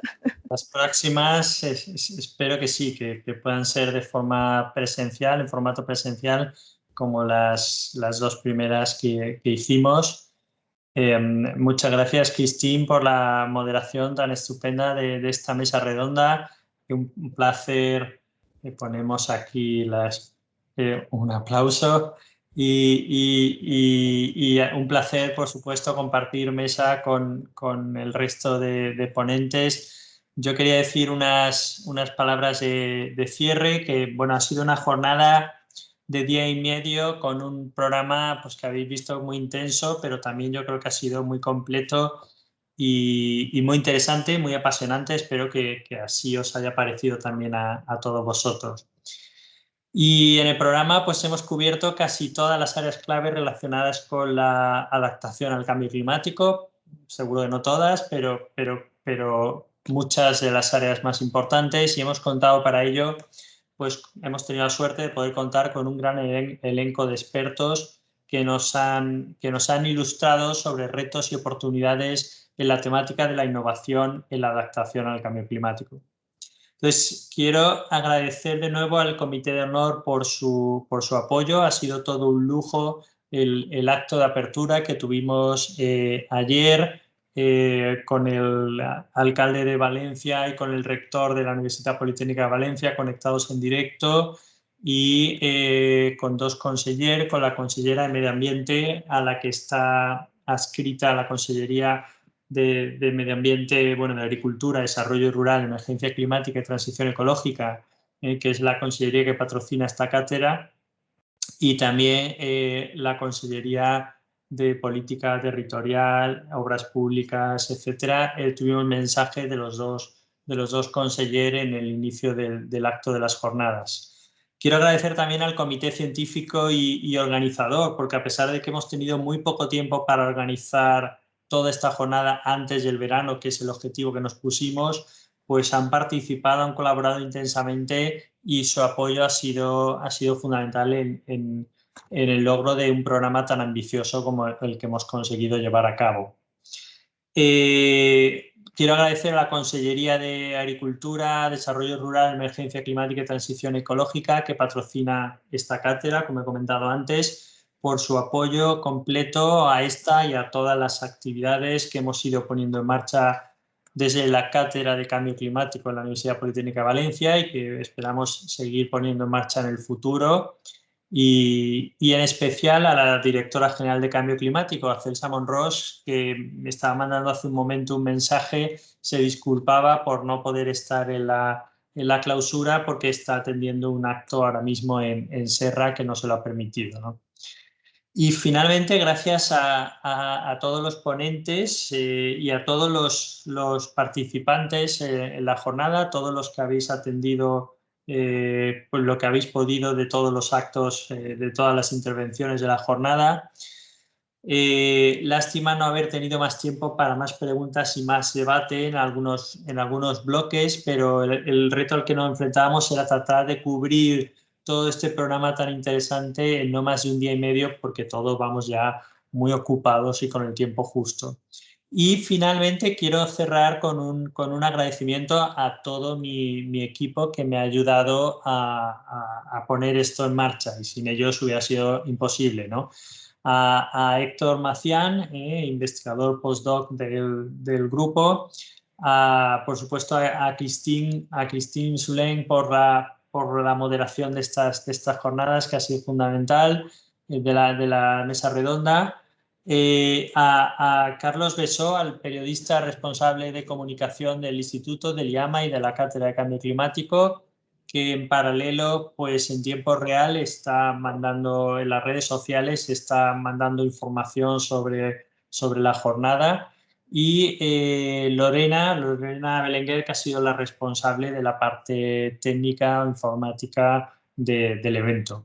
Entonces, muchas gracias y también un aplauso para ellos porque han hecho un trabajo formidable. Y bueno, pues muchas gracias a todos. Como digo, tan solo recordaros que os mandaremos un correo a todos los ponentes pidiendo permiso para colgar, pidiéndoos copia de las presentaciones, y quien nos la conceda el permiso, pues compartiremos las presentaciones en la página web de la cátedra, como hemos hecho con las jornadas de otros años. Y también esto se está grabando en vídeo, así que si nadie muestra o se queja o muestra que no está de acuerdo, con vuestro consentimiento, pues compartiremos también el vídeo de las jornadas para que la gente lo pueda visualizar más adelante. Y gracias a todos, y espero, como digo, que la próxima jornada sea presencial y nos podamos ver y saludarnos en persona. Un saludo. Gracias.